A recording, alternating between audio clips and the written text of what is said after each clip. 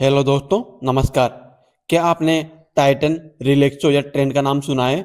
आज ये हजारों के शेयर हैं, लेकिन कभी ये भी पेनी स्टॉक हुआ करते थे। क्या आप भी अगला मल्टीबैगर स्टॉक ढूंढ रहे हैं जो आपके 10,000 रुपये के इन्वेस्टमेंट को लाखों रुपए में बदल दे?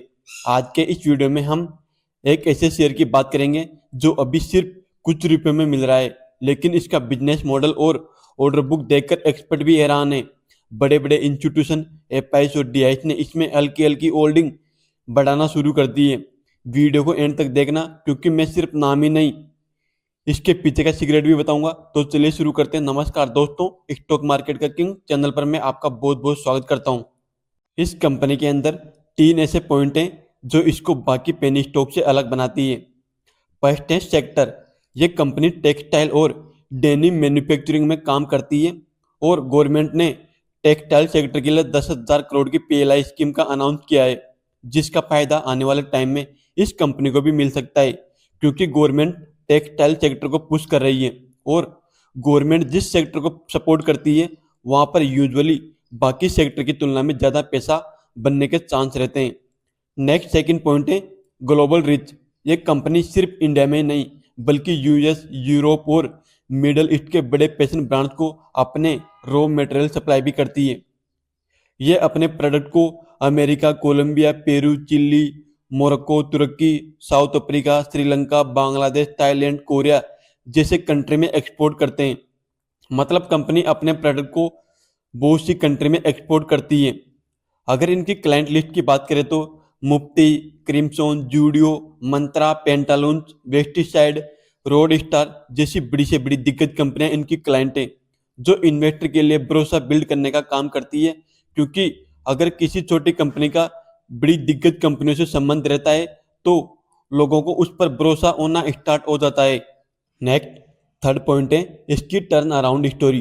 कुछ साल पहले ये कंपनी लॉस में थी, लेकिन पिछले 3 से 4 क्वार्टर में इनका नेट प्रॉफिट कंसिस्टेंसी के साथ बढ़ रहा है, जो कि इसके लिए बहुत बड़ा पॉजिटिव पॉइंट है।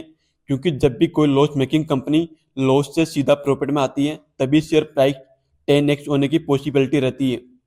नेक्स्ट अब बात करते हैं कि ये स्टॉक मल्टीबैगर क्यों बन सकता है। तो दोस्तों, इस स्टॉक के मल्टीबैगर बनने के तीन रीजन है। फर्स्ट है गवर्नमेंट सपोर्ट, जिसको हम ऑलरेडी पहले कवर कर चुके हैं। सेकंड रीजन है इंप्रूविंग फंडामेंटल्स। कंपनी ने अपने मार्जिन को काफ़ी हद तक इंप्रूव कर लिया है और इनका ऑपरेटिंग प्रॉफिट पहले से कई बेहतर हो चुका है।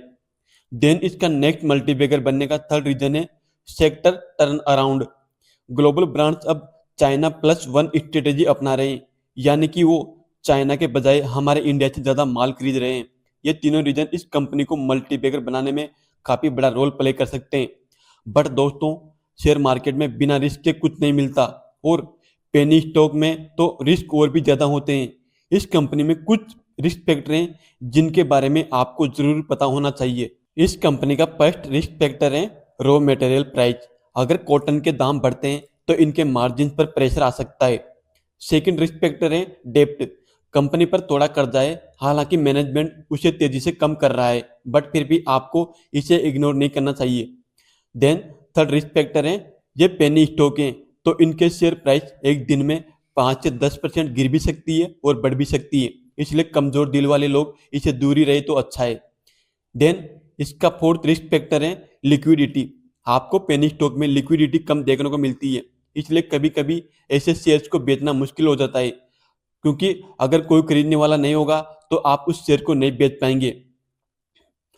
आप उस शेयर को तभी बेच पाओगे जब कोई खरीदने वाला होता है। तो दोस्तों, ये थे कंपनी में चार बड़े रिस्क फैक्टर जिनको आपको इग्नोर नहीं करना चाहिए।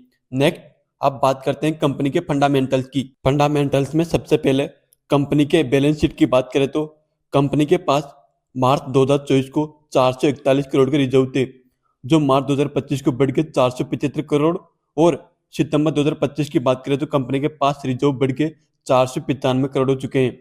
जबकि कंपनी के ऊपर टोटल कर्जे की बात करें तो सितंबर 2025 तक कंपनी के ऊपर 221 करोड़ का कर्जा है। वही अगर कंपनी के टोटल असेट की बात करें तो मार्च 2024 तक कंपनी के पास 1182 करोड़ के टोटल असेट हैं, जो सितंबर 2025 को बढ़ के 1232 करोड़ तक के हो चुके हैं।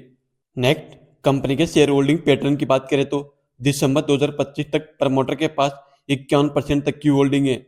जबकि एपाइस की बात करें तो एपाइस के पास जून 2025 को 1.40% की होल्डिंग थी, जो दिसंबर 2025 को घट के 0.68% की रह गई।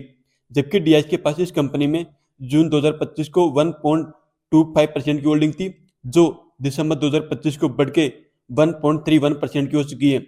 मतलब अब एपाइस और डीआईएस जैसे बड़े बड़े इंस्टीट्यूशन भी इस कंपनी में धीरे धीरे करके अपनी होल्डिंग इंक्रीज कर रहे हैं, जबकि गवर्नमेंट के पास इस कंपनी में ना के बराबर होल्डिंग है। वही पब्लिक की बात करें तो पब्लिक के पास इस कंपनी में दिसंबर 2025 तक 46.99% की होल्डिंग है। मतलब ऑलमोस्ट 47% तक का माल पब्लिक के पास है। नेक्स्ट अब बात करते हैं कि इन्वेस्टर को क्या करना चाहिए। क्या आपको अभी इसमें अपना पूरा पैसा लगा देना चाहिए? बिल्कुल नहीं दोस्तों। अपने पोर्टफोलियो का सिर्फ 2 से 5% पैसा ही आप पेनी स्टॉक में लगाए, या उतना ही पैसा लगाए जितना आपके खोने की क्षमता हो, क्योंकि ये हाई रिस्क के शेयर होते हैं। अगर चल गए तो आपको मल्टीबैगर रिटर्न दे सकते हैं, वही अगर गिर गए तो आपको अफसोस नहीं होना चाहिए। इसलिए हमेशा पोर्टफोलियो को डाइवर्सिफाई करके चले, सिर्फ उतना ही अमाउंट पेनी स्टॉक में इन्वेस्ट करें जितना आपके खोने की क्षमता हो। आपको ऐसे स्टॉक में एक साथ पैसा लगाने की गलती नहीं करनी चाहिए। आप इसमें एसआईपी मोड में थोड़ा थोड़ा करके इन्वेस्ट करें। हमेशा स्टॉप लॉस का यूज करें ताकि आपको बड़ा नुकसान ना हो। अब आते हैं आप सभी के फेवरेट पॉइंट पर कि हम कौन सी कंपनी की बात कर रहे हैं। बट उससे पहले आप सभी के लिए डिस्क्लेमर रहेगा कि ये पूरा वीडियो सिर्फ इंफॉर्मेशन एंड एजुकेशन पर्पज के लिए है। यहाँ पर किसी भी शेयर को सेल बाय या होल्ड करने की कोई रिकमेंडेशन नहीं है। तो दोस्तों हम बात कर रहे हैं नंदम डेनिम लिमिटेड की, जो कि 1994 में इनकॉर्पोरेट हुई है। ये कंपनी इंडिया की one of the largest denim fabric manufacture में से एक है। ये सिर्फ कपड़ा नहीं बनाते बल्कि दुनिया के बड़े बड़े ब्रांड्स को सप्लाई भी करते हैं। नेक्स्ट अब फाइनल समरी की बात करें तो दोस्तों अगला मल्टीबैगर वही पकड़ सकता है जो बीट से अलग सोचे। हमेशा मार्केट में खुद से रिसर्च करके इन्वेस्टमेंट करना चाहिए। क्या आपने इससे पहले इस कंपनी का नाम सुना था? कमेंट करके जरूर बताइए। अगर आप सभी को वीडियो पसंद आई तो वीडियो को लाइक एंड चैनल को सब्सक्राइब करना ना भूलें।